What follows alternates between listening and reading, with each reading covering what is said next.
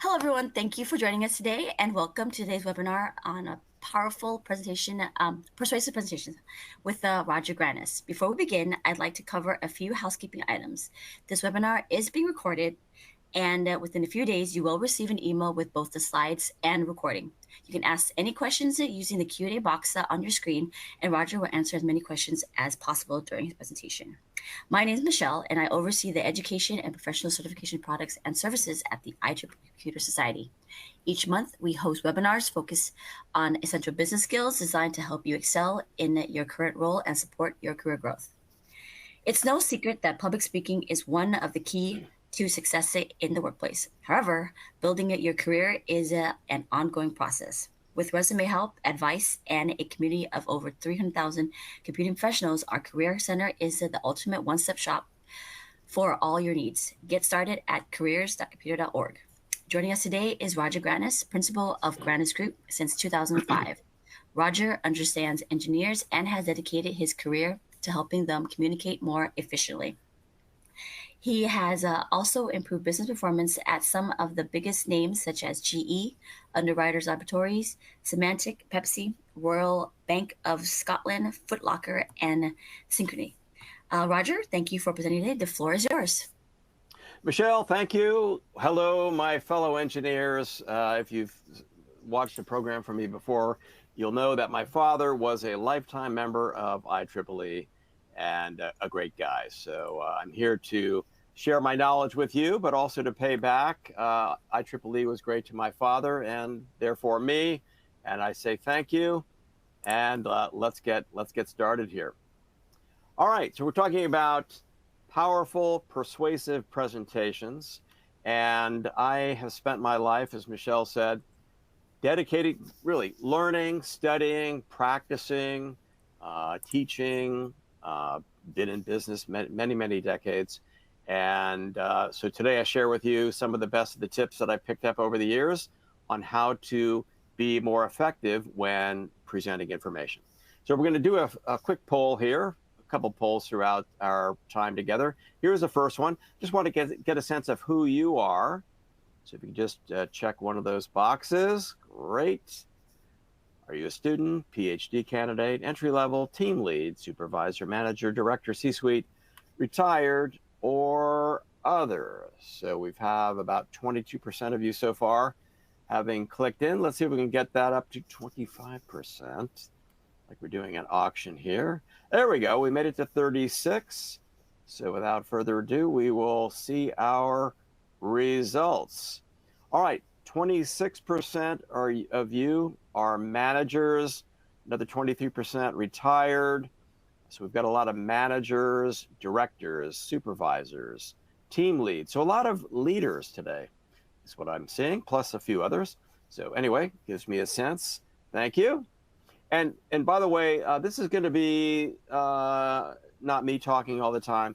I would love to take questions as they come up. So think of this more of as a conversation we're having, almost one-on-one, where I'm doing some coaching. If you've got a question, please put it in the chat or the Q&A section, and Michelle will let me know when those pop up. All right, let's move to the next poll. What types of presentations do you give? Check all that apply. Are you persuading management, say to approve a project, approve a budget? Are you leading, directing, motivating your team? Are you training or educating? Or are you simply reporting information to somebody? Are you in an active sales role, maybe a sales engineer or something else? And if it's other, feel free to type that in the chat so we can know who you are. Okay, we've got 15%. Let's see if we can get up to 25% again. All right, we're 22%. 30. Hey, I love it. Woohoo. All right, anybody else? Okay, oh, we made it almost halfway, almost to 50%. All right, let's go to the results.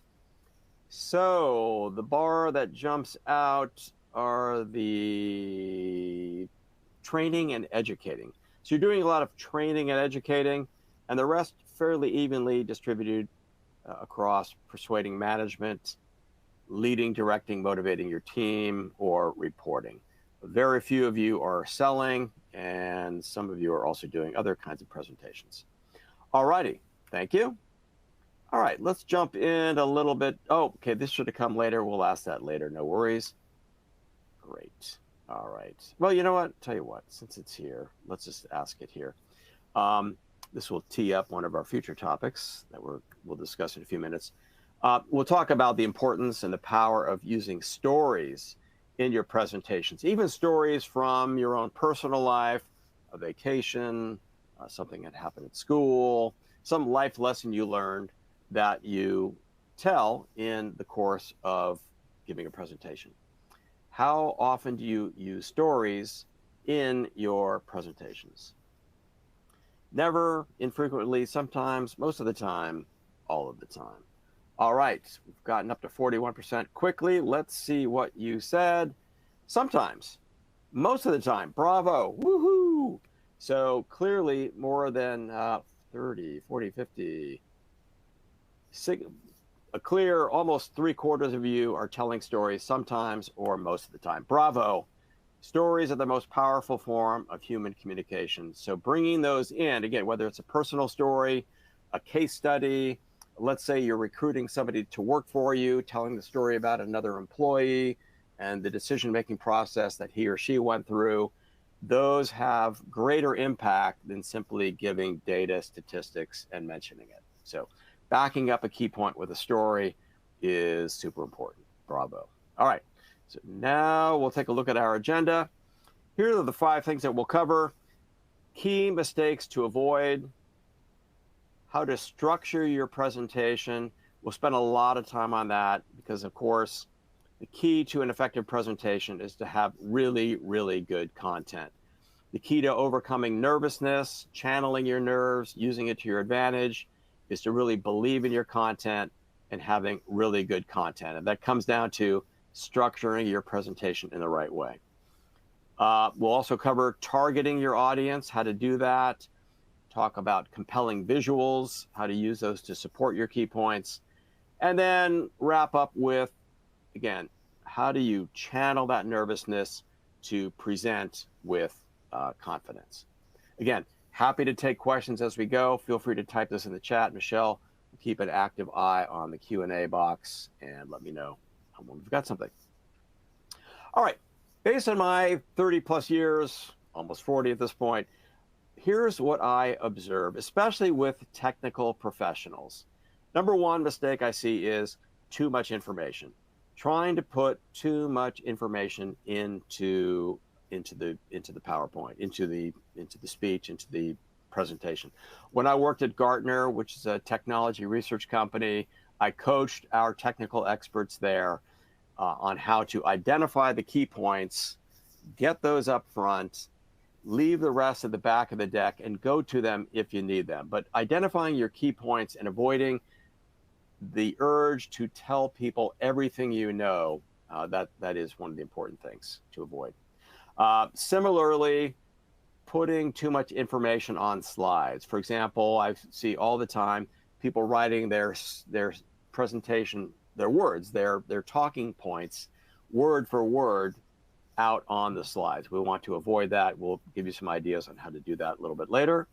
Not targeting your audience. So presenting the same content to each and every audience. What we want to do is know the audience and then tailor, customize your approach to each specific audience. Now, sometimes everybody's sitting in the same room, so we'll talk about how to what to do in that situation. Inflexible content. What I mean by that is, let's say you've got a half an hour to present and you've got this urge to get through every key point.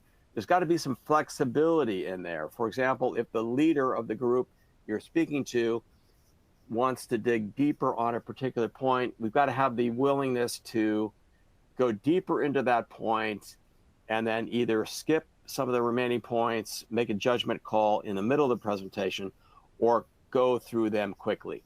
Just as an example, last summer about this time, I was presenting to the Oregon Fuel Association. I was their after dinner speaker, and the meeting planner said, Roger, you have an hour to present. a minute before I went up, the MC, who was her boss, said, "Oh, Roger, you've only got 45 minutes." So I wish I had known that earlier, because there I was up in front of people clicking through slides. But as a professional, I should have had the flexibility to perhaps have an alternate deck available, or just chosen to skip the last key point. But again, have some flexibility there. Dry delivery, we want to have vocal variety, physical variety. The goal is to keep the audience engaged, not only through content, but through your delivery. Anyway, those are the top 5 mistakes that I tend to see out there that we want to avoid. All right, let's shift now to structuring your presentation. The focus of this next chunk is going to be how to persuade people. So I know a lot of you said that you're doing some training. So a lot of these points do pertain to training. The primary focus, though, is how to get people to say yes, come on board with what I'm proposing, feel excited and motivated to implement the new program, approve the new budget, and to a degree, change behavior based on the content that we're in a training situation also. We want to do 3 things. Number 1, sell people on the idea of listening. We want to get them to pay attention. So this pertains to training and persuading. Why am I here? We want to get them excited about the purpose. Okay, number 1, get their attention, get them to say, I want to learn more. I'm going to implement the new training, approve the budget, approve the project, whatever it is. Secondly, this is where you propose your idea, how to propose it in a way that gets them to say yes. And then third is, what is the payoff? Show them the benefit of what it is you're proposing. So what I observe with a lot of technical experts is they're pretty good, very good at the second piece, proposing. Here's our new specs, here's our recommended vendor, whatever it is, proposal. What we miss out on, though, is engaging the audience by selling them on listening, by showing them the purpose, answering the question, why are we here? And tying that into some emotional driver, some motivator that they have. And then thirdly, getting them excited, motivated to sign, approve, agree to the next step. So purpose, proposal, payoff. Now, here's another way to say the same 3 things. Problem, solution, value. One of the sales training programs that I implemented at Gartner covered these 3 things. That was their structure. Problem, solution, value. What's the business problem my solution is addressing? What is the solution? What is the value? Okay, let's say it yet another way. What is our objective here today? The reason we're implementing this new training is because, let's say we're at Boeing. Gee, the window blew out of a plane over Portland, Oregon. We need to fix that. Our recommendation is that we go back to the basics, whatever the recommendation is. Here's the payoff. We avoid accidents, passengers feel safer, we can keep flying, we can sell more airplanes. So objective, recommendation, return on investment. Again, the same 3 concepts said different ways. All righty, now we're going to take a left turn here in our presentation. Typically, I just give tips and show examples from various engineering presentations. Today, I've decided, based on some work I've been doing recently, is we want to look at a non-engineering presentation. That way we can focus just on the content and not get caught up in all the engineering, computing, jargon, situation, what have you. So we're going to take a make-believe scenario, and here it is. Imagine that we work for a travel agency and it's called New England Tours. Now, if you live outside the US, New England is to the north and east of New York City. It's bucolic, it's rolling hills. It looks like this picture. I live not far from that lake. Okay, so New England is a vacation land for people that live in Boston and New York City. So imagine we have a travel agency called New England Tours, and we get a voicemail from, there's Maria. She left us a voicemail. She said, I'm getting married and I want a destination wedding in New England. She wanted us to present a proposal, to send her a proposal, her fiance and her family. Okay, so we got a voicemail and she wants a proposal on a destination wedding in New England. Following along? Okay, here we go.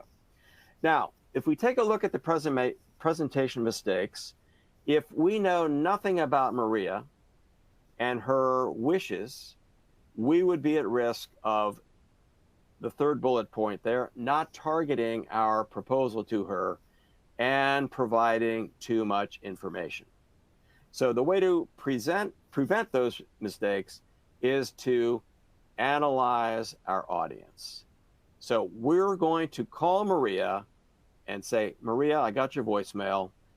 I would love to learn more. I'm going to introduce myself and all that. Okay, I'm just making it quick here. Maria, I'd love to learn more about you and your vision so that any recommendations I make are aligned with your goals. Is it okay if I ask you a few questions? This will take about 15 minutes. Okay, so this sets the stage where she's agreeing that I'm going to ask questions and she's going to share information with me. And we have two types of questions we can ask. Over on the left, we have tactical questions. When is the wedding? How many people will be there? Do you have a budget? Most people are pretty good at those questions. The better opportunity come from strategic questions. Tell me about this. What is your vision? Are there things you would like to avoid? There are three reasons when analyzing our audience that asking strategic questions are super powerful. Number one is people don't like to be sold, but they do like to buy. People don't like to be told what to do. They like to be included in the decision-making process, included in how to learn the new system, having hands-on activities versus just being lectured to. So asking strategic questions gets people to, it's like pulling people toward you versus pushing your solution on them. Secondly, people buy with emotion and justify their decisions with logic. Now, I know we're engineers, we're in the computing world, and logic is an absolute essential part of it. We want to include appealing to emotions in our proposal, in the way we describe our solution. Aristotle, who is the father of rhetoric, said, if we want to persuade somebody, we need to do three things. One, we need to be credible in the eyes of the audience. We need to have the right credentials, the right experience. We want them to say, hey, this person knows what they're talking about. I trust them. Secondly, Aristotle said we need to appeal to logic. Yes, we've got to create the logical case. If we change the design, the windows will not blow out of the airplane. We've tested it 12 different ways. Here are the results. Absolutely essential. Aristotle also said we also need to appeal to emotion. So in that Boeing example, pictures of satisfied customers, people giving testimonials of how relieved they feel, knowing that the planes are much safer now. The problems have been fixed. Okay, so we need to appeal to logic, emotion, and be credible in the eyes of the audience. The third reason strategic questions are important is because they help build a relationship with the audience, right? It gets them actively involved, gets them talking. It feels like we're building a relationship versus handling a quick transaction. All right, Here's some examples of questions we could ask Maria. Roger, If, yes, so sorry to stop you. We have a question saying, can you elaborate excellent. more? It says, can you elaborate more on the difference between a tactical and strategic with an example? Right. Let's go back. Absolutely. Yep.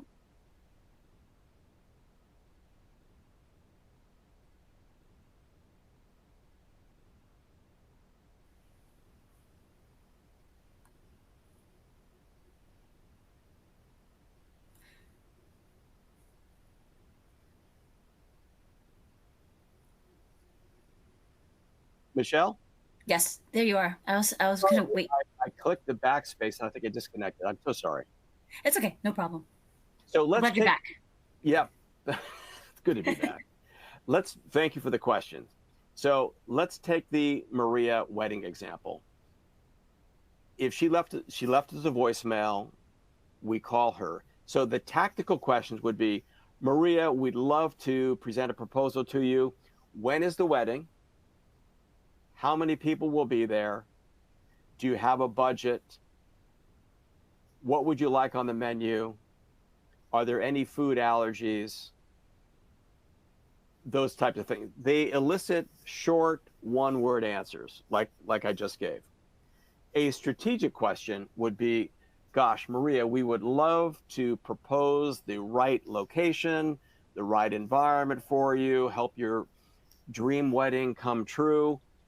Tell me about what you imagine happening on your special day. So that is called an open-ended question. It gets Maria talking. She's going to give a much longer answer than we would like chicken and steak for dinner. So that hopefully that's an example. What's an example from let's say a technology decision? Let's say you call me. I'm selling a security system, and you say I need a new security system, and I would say, when do you need it? What's your budget? Have you looked at other vendors yet? Something like those would be the tactical questions. Strategic questions would be, tell me about what caused you to pick up the phone. What kind of challenges have you been having? What is the worst thing that can happen if you do nothing? If you were to implement the perfect solution, what might that look like? See the difference? We're getting them to describe, elaborate, share their vision, share their feelings. Another strategic question might be, how might this impact you personally at work if this doesn't get addressed? See, we're opening it up. We're finding out what the person's hopes and fears might be related to that. Okay, hopefully that answers the question. And I think, are there some additional ones? Will the slides and recording? Yes. Okay. Yes, Michelle will be sending out the slides and a recording afterwards. Kyle, thank you for asking. Oh, that's okay. And yeah, I think we're hopefully all we caught up answer with that questions first right one. now. Great, thank you. All right, so here are some types of strategic questions we can ask Maria. So again, giving you some more examples of strategic questions. Maria, if you could wave the magic wand and create the perfect destination wedding, what would it look like? Maria, think back to the weddings you've attended over the years. What types of things have you loved about them? What are some things you would like to avoid? So people are motivated by gaining something, achieving a goal, having the perfect wedding in this case, but we're also motivated by avoiding mistakes. In fact, research shows that people are twice as motivated to remove problems and avoid mistakes as they are to gain that positive. So look at the second part of that question. What are some of the things you would like to avoid? We're finding out what she doesn't like so that when we propose a solution, we make sure that those things she doesn't like are in there, and we can even just use our wording to say, and will avoid having anyone interrupting your wedding or whatever the case might be for her. And then here's another example of a strategic question. We want Maria to look at what's going to happen once this wedding is achieved, or in the case of a technology solution, once your proposal is implemented, what will the new bright life look like after it's implemented? So we could say, again, let's see what Maria wants to feel a year, 2 years, 20 years after this wedding. Maria, imagine it's a year from now and you're looking back. How do you want to feel about your special day?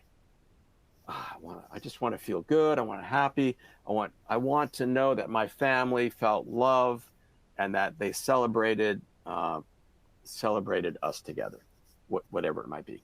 Get her to describe. Then we're going to use her descriptions to carefully word our presentation as we're putting it together. All right, so here's what we learned from Maria. Imagine we just had this phone call with her, and she described her ideal wedding. She said, I want it to be magical. I want a dramatic setting. I want a 3-day destination where people can do outdoor activities. It's important to me that it's private, clean. References are important. I don't want to go someplace that's doing this for the first time. Now, notice that these specifics are at the bottom.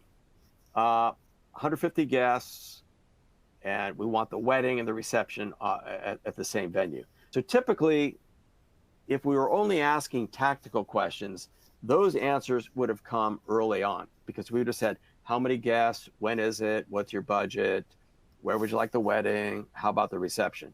That would come at the end. Again, important questions, but notice how she elaborated so much on painting this picture of what she wants her wedding to be.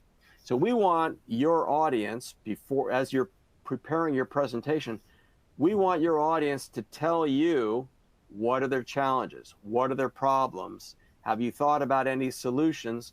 What will this look like once it's implemented? What problems are we removing? What goals are we trying to achieve? Who knows? You may not have the right solution. And by all means, just say, you know what? After we've spoken, it sounds like you might be better off with, a different vendor, a different solution. I'm happy to arrange that for you, but I would hate to push a solution on you that really is not a good match. If you do Roger, that, you'll gain. Yep, go ahead. You'll gain a lot of credibility. No, go ahead. I'm so sorry. We have another follow-up question on Great. this strategic question. He's asking, I always get the temptation to entice them with trying to sell them our solution. How can I stop myself from selling my idea every other sentence? Well, great. And you're not alone, my friend. That's a common issue, and it's human nature. The answer is it's not easy, and you have to practice. You want to get them to describe. You want to take their answer, really listen well, and then dig deeper. Right? So it's practice, it's listening, and it's asking follow-up questions. Because the key to getting people to say yes is not talking more, it's listening better. So I know it sounds easy in concept. You have to practice. Yeah. Anyway, I hope I answered that, Rishab. And thank you for that. Keep asking. And Michelle, keep interrupting. Thank you. You're tapping me on the shoulder. All right. So here we go. Here's what we're gonna do now. I'm going to okay, here's another one. Thank you. No, I think we got that. Okay. Oh, is that part of the presentation?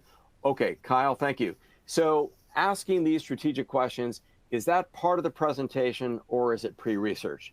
The answer is both. And I'll show you what I mean right now.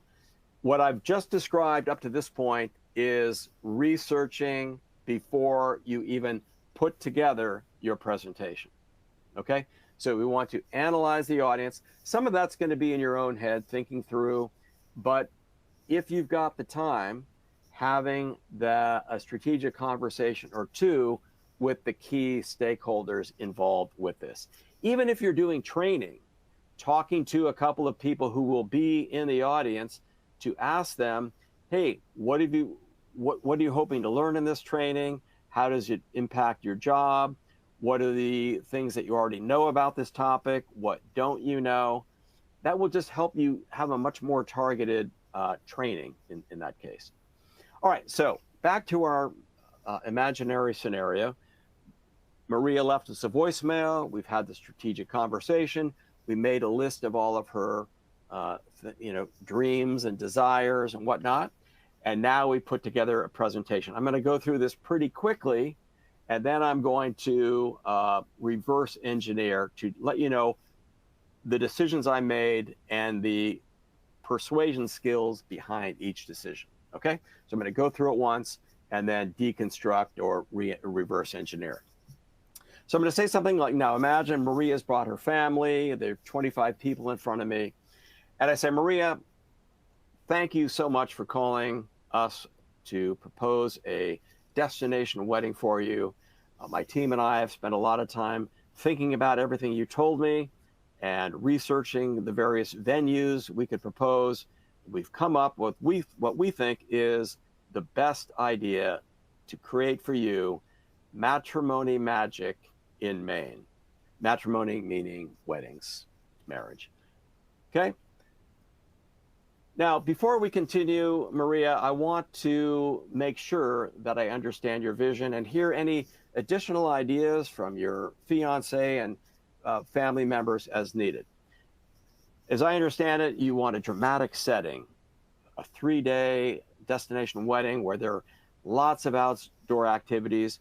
Maria, what's important to you is that the facility, the location, the venue be private, clean, and you'd like to have that backed up by some references so that the venue where the wedding will be, they're not doing it for the first time. And you mentioned that there will be about 150 guests.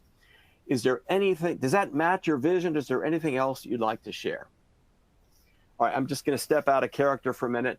So, Rishab, you just asked, do you ask these strategic questions before the presentation or during? And I said both. So this is the part of the presentation where I'm confirming Maria's vision and asking if there's anything else. Okay, so I'm doing potential additional questioning right here. But we want Maria to say, yes, you've got it. You listened to me, right on. Thank you so much. That's what we want. And if she says something like, gosh, it's not quite it. Since you and I spoke, there's this additional element. And then you want to confirm that and then mentally weave that into your presentation. Okay? Now, back into character. We're proposing the Heritage Inn. They've been family owned since 1927. They're private. They ensure personal service, and they are a proven entity. I might elaborate a little bit more, but I'm just giving you the gist of the presentation. A couple statistics about the Heritage Inn. They have 83 rooms, no two are alike. They have 8 full-time attendants to cater to you and your guest, whatever you need. They have a shuttle service, both from the airport, but to all of the outdoor activities. Now, they've also got a wedding venue right on site. They have 2 choices. One can be outside overlooking the ocean. It's private, where people can connect and celebrate you. They also have an inside option, not only for weddings, but for the receptions as well. It too is private, where people can connect and celebrate you. Lots of invigorating activities for everyone, from going out on a lobster boat, to riding bikes, to taking a kayak on our local inlet. Now, speaking of activities, I'd like to just get a sense from you and your family right now, which activities might strike your fancy? Which ones might be of interest? Just by a show of hands, let's just go quick around the room. How many would be interested in going on a lobster boat, seeing how that's done? How about kayaking, cycling, hiking, horseback riding, and so on and so forth. So here's another chance where I've stepped out of just talking and I'm engaged in the audience. So I'm asking them, these are more tactical questions, but getting them involved in the solution, getting a sense of what they're interested in. And it gives me a read on the audience. Are they paying attention? And it'll help me slant which specific activities to line up should they go with us. Now, Maria, I know it's important that you go to a proven entity. The Heritage Inn has a 4.9 rating on Google reviews. That's just for weddings. And the 1 year we only got a 4 out of 5 on food was because there was a lobster shortage that year. And that was 1 year. It was back in 1963. But every other time, we've gotten 5 scores across the board. You'll be happy to know that since 1927, we've hosted 3,127 weddings.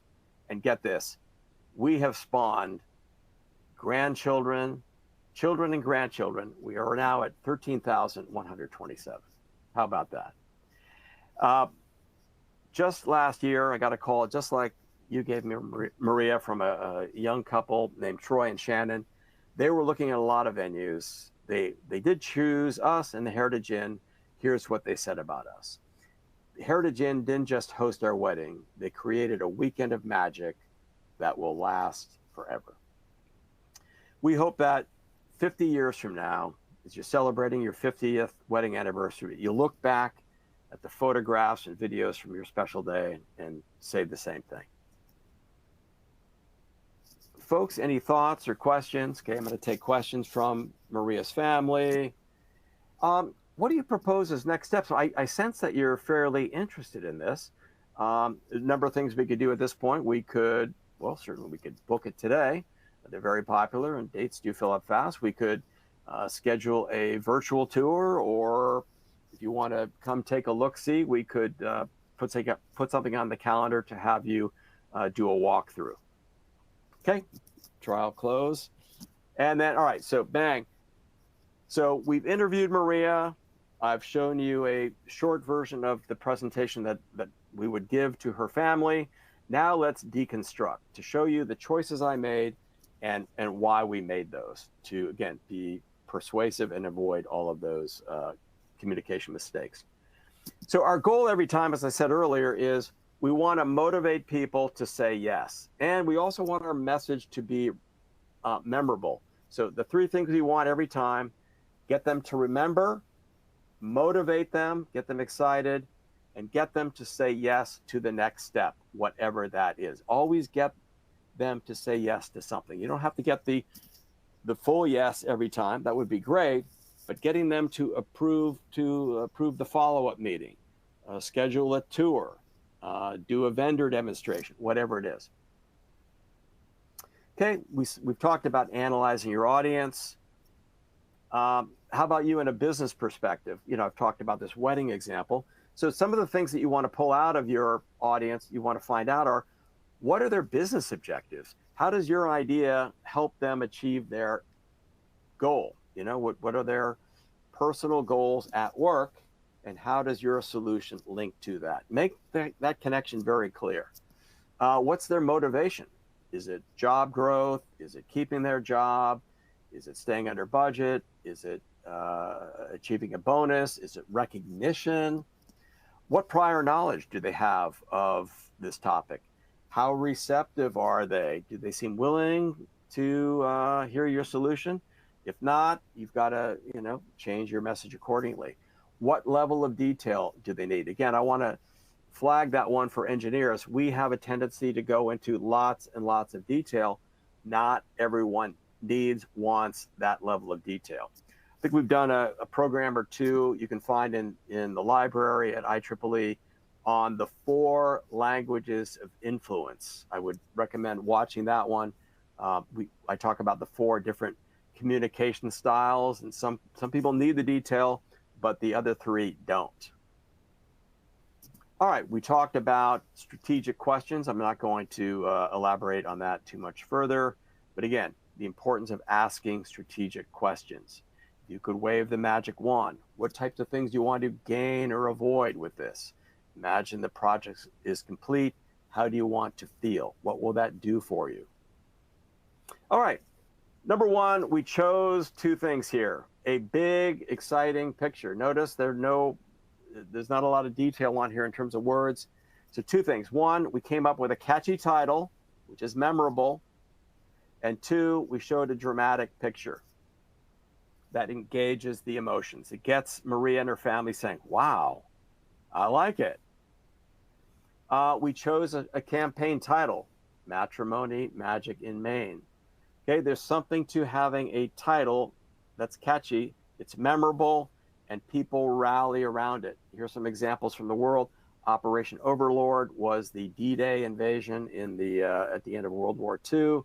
Operation Desert Storm, Operation Leapfrog. Operation Leapfrog was the title of a new product I was launching at Gartner. It just gave my team some excitement. They felt like they were part of a team.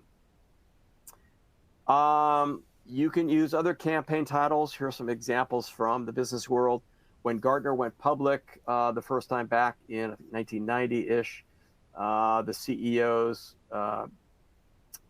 PowerPoint presentation was called 30, 30, 30. 30% growth, 30% this, 30% that. Steve Jobs, when he launched not the iPhone, but somebody type in the chat. What was that thing called? 1,000 songs in your pocket. The yellow cake principle is the title of my keynote speech. Looks like we have another question. Could you say something on engaging audience who are normally frozen, non-responsive? Maybe due to customer culture in which they are brought up. So number one is don't assume that a non-responsive audience doesn't like you or is not responsive. It might be a cultural thing. Some people just listen and aren't actively emoting, aren't actively giving you body language. So that's number one. iPod. Thank you, Dean. Blanked out on that one. Number two, you can pause during your presentation to do some interactive things. Like you could put up a multiple choice question.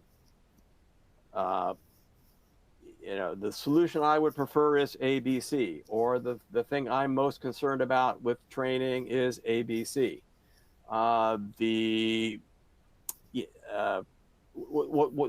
So far the presentation detail is too much, perfect, not enough. So you can work those in. It gets them to respond to you, gets their brain used in a different way, and it's getting them involved and giving you some feedback. So hopefully that gives you some information there. And Kyle, you said iPod. Also, Rupak, thank you. Okay, great. So I was talking to Michelle before this, and we're both using ChatGPT quite a bit, OpenAI, as a brainstorming partner. So I typed in, come up with a catchy title for a romantic wedding in Maine. Maine is a state in the United States. And I think the first one, Event to Remember, came up, New England's Finest Day, Your Day Forever. I came up with Magical Matrimony. But by having ChatGPT give me some ideas, it helped trigger some additional ideas that I came up with. All right, so having a campaign title, use ChatGPT. Okay, during the presentation, I asked Maria about her vision and got response from the audience. The purpose of that was to recap and confirm and find out if there was anything else on people's minds. The audience wants to know that we understand them and we get them. And so by pointing out their vision, they'll go, wow, yeah, that's me for sure, or that's exactly what I want. So for example, let's say you're doing a training presentation. At the beginning, you say, today we're going to train you on X. The reason we're doing this is that sales are down and our customers have been telling us that they're down because they're dissatisfied with this particular part of our solution. And then, sorry, just had a thought there. 1 second. Yeah, I think that was the point. And oh yeah, right. So a lot of people who have been through this training before gave us feedback, and they said it was too long. It was not interactive. So now we're saying things that the audience might be feeling. They're thinking, oh God, this is going to be another boring training. But they'll say, oh, well, wait a minute. It sounds like they heard my, people who've been through the training before say it's boring, mundane, whatnot. Then you say, so what we've done is we've revamped the training. So there's going to be more interaction, some table activities, some discussion, some practice. And I'm happy to say that the first time we've, redid it, the audience scores went, were much better. Make sense? Okay. I mentioned that we used a big picture. Again, dramatic, get people involved, get them excited. I deliberately chose 3 points, private, personal, and proven, because they link back to what the audience told me. She wants private, clean. She wants references. References means proven. She wants outdoor activities. So it's going to be personalized. So our 3 key points were developed based on what I knew about the audience. Notice they all start with the same letter. We call that alliteration. Alliteration is more memorable because it sounds poetic. Private, personal, proven. 30, 30, 30. And I chose 3. Okay, let's talk about why 3 is important. There's something powerful about the number 3. I don't know what it is, but humans are wired that when we hear 3 key points, we respond much better than if it's 2, 4, 5, 6, 7. 5, 6, 7, too many. 3, it feels good. We see this all over the place. This is a restaurant in Florida, breakfast, barbecue, burgers. When I was a Boy Scout leader, the 3 goals for the year: recruit, retain, record. See how it's got a nice cadence, a nice pace. Microsoft used to have more than 100 goals for their employees. It was causing anxiety. People were leaving.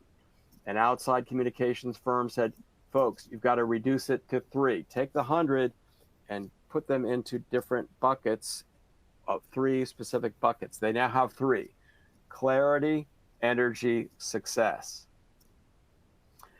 We went through the features of the Heritage Inn, the reception, the wedding venue. Then I went to audience interaction. I think I talked about this. It's an opportunity to ask the audience, how are we doing? By a show of hands, what do you feel best about so far? I'd like to pause for questions. One of the questions I often get is XYZ. Is anyone here wondering that? You're getting them to think in their head, right? So having that audience interaction.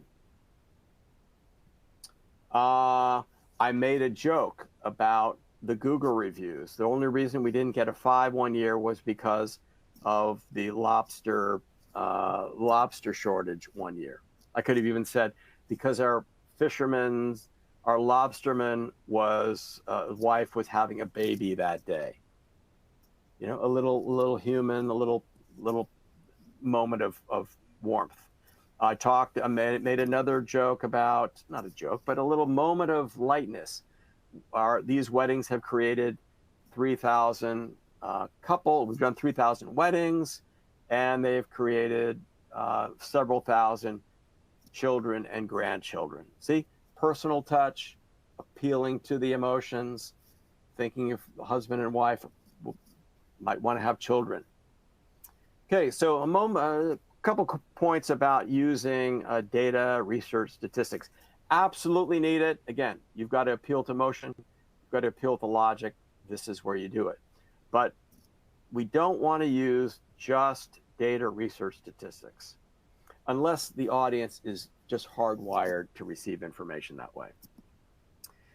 We want to stress the new and unusual. We want to make the abstract concrete. So if a data or some research is just not clear, you've got to give the statistic and then interpret it, meaning explain it, make it clear to the audience. I gave a testimonial here, a quote, again, appealing to emotion.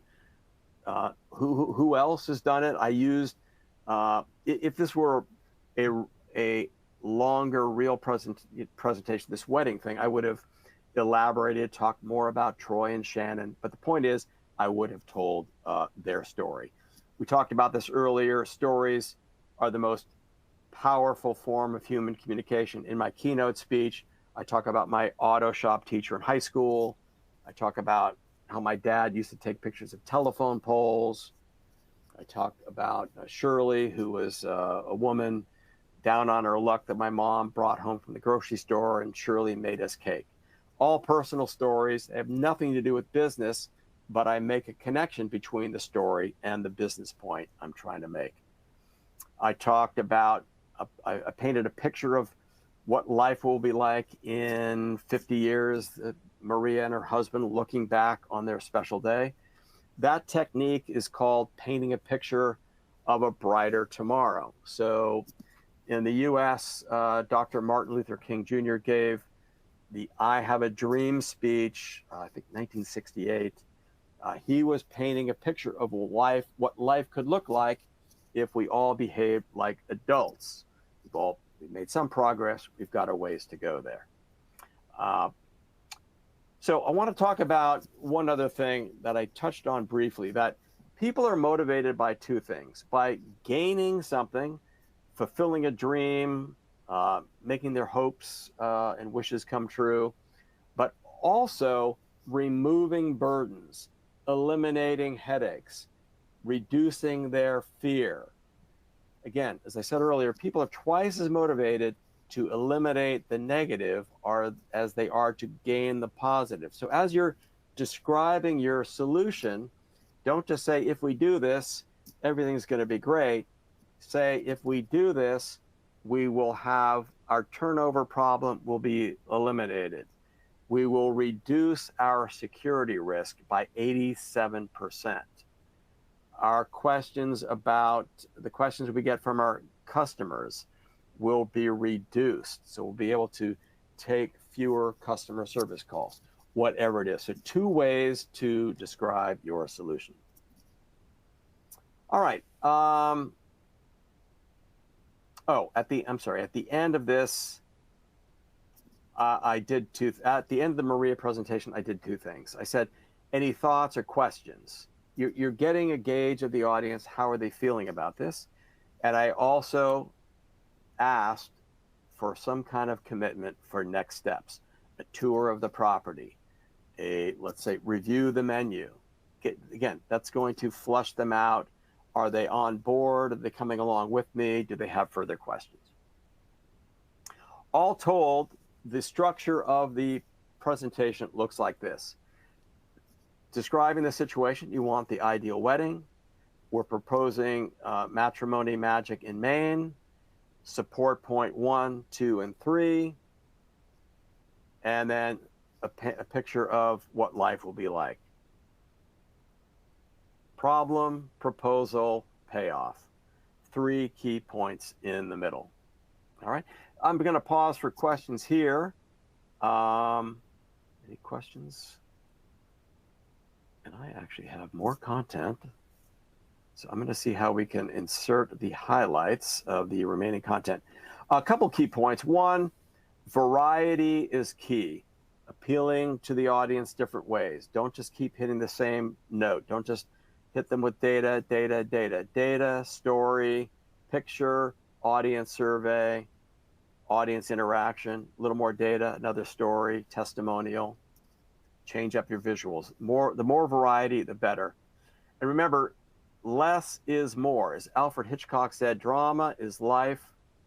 with the dull bits cut out. So we don't want to keep packing more in. We want to identify the key points and remove the dull parts.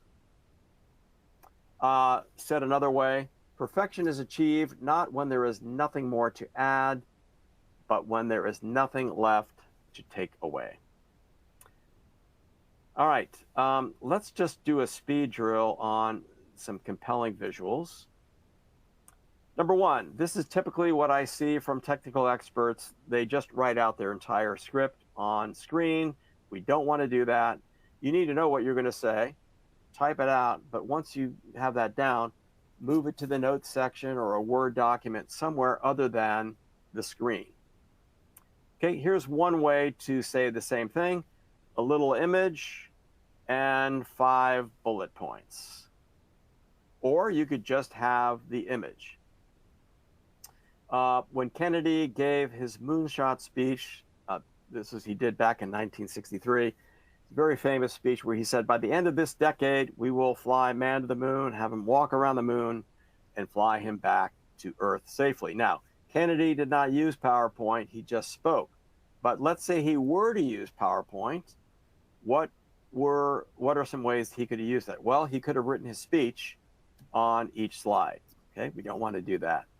He could have had a few bullet points and spoken to them. Okay, a little bit better.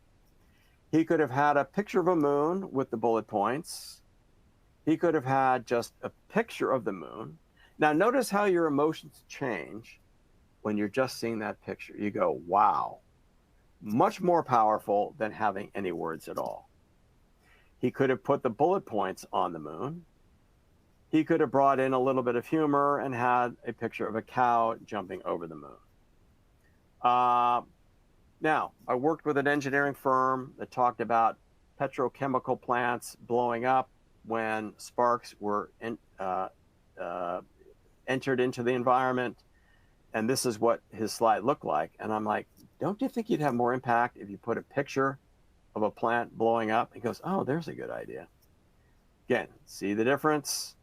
Words, picture. Okay, this is not good. This has got 4 different slides on one.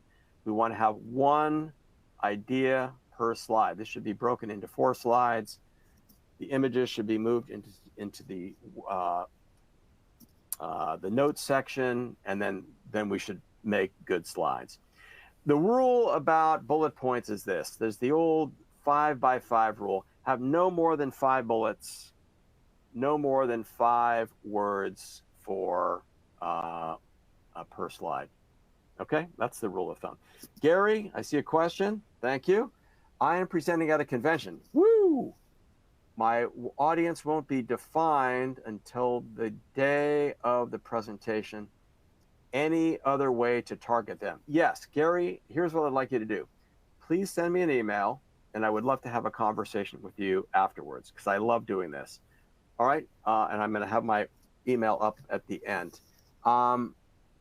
We'll schedule the time to do that. So, but real quickly, so there's got to be some 2 thoughts. One, there must be some broad parameters. You could talk to the event planner and say, who's going to be there? What are most likely to be their interest points? Okay, that's one. Number 2, you can build in some flexibility to your presentation, but you'll have to move on the fly. So at the beginning of your presentation, you could do a survey, much like I did at the beginning of mine. Who's in the audience? What is your experience level? Of the 5 things I have listed on the screen, what is most important to you to learn today? And you can do a show of hands. There are some tools you can have people vote online. I don't think you need that, much too complicated. But by a show of hands. Then within your presentation, you can have 5 sections, prioritize ahead of time based on what you think they're going to want to know most, and then you're going to you can jump to cover, let's say, the top 2 things that the audience said were most important to them at the beginning of the presentation, so that they're getting the most high value up front. You do those 2 things, and then either skip the other 3 or briefly touch on the other 3. Again, post my email, but I'd love to have a half-hour chat with you to help out with that. All right. One other concept before we wrap up, and I know we're right at the hour here, and if you've got to jump off, I understand. Number one, if you do need to have a slide with a lot of information, give us a high-level view, and then show us, give us the broad picture, circle the section you're going to dig deep in, and then go to that section. Okay, that's called zooming in. Similarly, you can use call outs, circle. If you've got to have this busy slide, at least circle the section you're talking about as you go through. Here's another way to do that. Here are some examples of model visuals. These are high-end. You'd hire a high-end graphic person to do this. You don't need to do that, but you see just how elegant that is. Here's another example. Yet another example. I think too many words, but the technique they're using here is having two different color fonts, gold to draw your eye to the key text within each short paragraph. There's another model. Another technique that I learned about not too long ago is instead of listing vertically your 5 key points, you can list them horizontally. It's just a nicer way to help people keep track. Here's another way to do that. Instead of using pictures, they're using icons. So just a quick word about presenting with confidence. Again, and I still get nervous, just so you know. But the way I overcome it, good content, thorough preparation. And I know that nerves are normal, but use them. I ride them like a surfboard instead of letting the wave of nerves wash over me. A lot of practice. Look for friendly people in the audience. Know that you're the expert. They've asked you to be there. You know more than they do.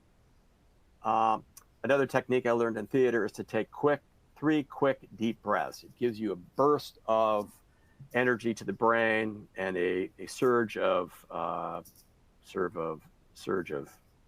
endorphins.